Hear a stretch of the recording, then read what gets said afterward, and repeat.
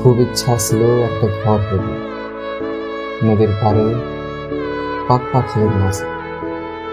টাকা পয়সা অনেক না থাকলে খুব ইচ্ছা ছিল একটা ঘর হবে।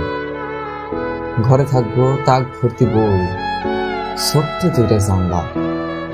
বাজারটা বহুত দূরে হইলেও খুব ইচ্ছা ছিল একটা ঘর হবে।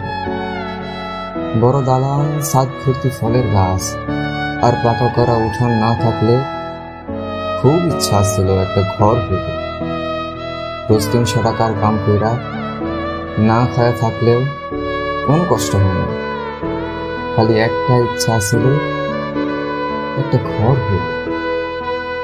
ঘরটা আমার ঠিকই হবে, ইচ্ছাটাও পূরণ হবে, খালি তুমি ভাই সামিরা, আমি না।